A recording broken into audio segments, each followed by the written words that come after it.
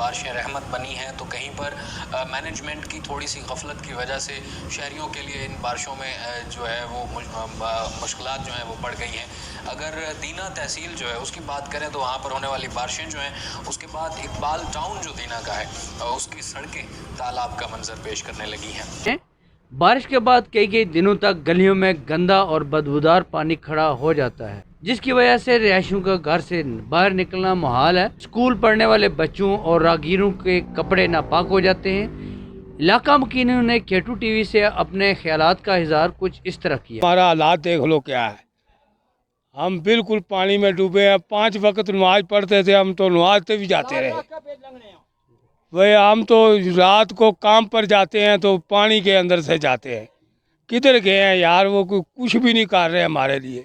हम तो बिल्कुल डूबे हुए हैं।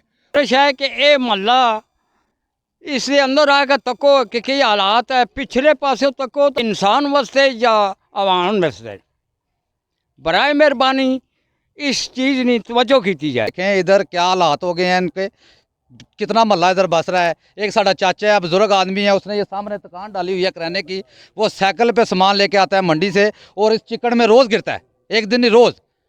बराए मेहरबानी करें, इधर आके आप बल्दिया आके देखें, या हमारे एमपीए या हमारे जो भी इस महल्ले के बने हुए थे कौंसल कारसन, सब आगे हैं इधर से, कोई भी इधर नहीं आ रहा है। तो इधर हालात आके देख लें कि इधर इतना मुश्किल हो गया गुजरना कि गंदा पानी है नालियों का, गटरों का, और बहुत ज़्यादा मसला मसाइल बना हुआ है। म्यूनसिपल कमेटी दीना इलाका मुकीनों से टैक्स तो बाकायदगी से वसूल कर रही है, लेकिन अवाम की ज़िंदगियों में आसानियाँ पैदा करना भी इसका फ़र्ज। कैमरामैन टीम के साथ लियाकत अली मुगल, केटू टीवी, दीना। का मयारी और सस्ती अद्वियात का सबसे पुराना मरकज़। अब हैवानात की अद्वियात भी दस्तियाब हैं। फार्मर्स भाई 10% की खुसूसी रियायत पर हैवानात की अद्वियात हासिल करें।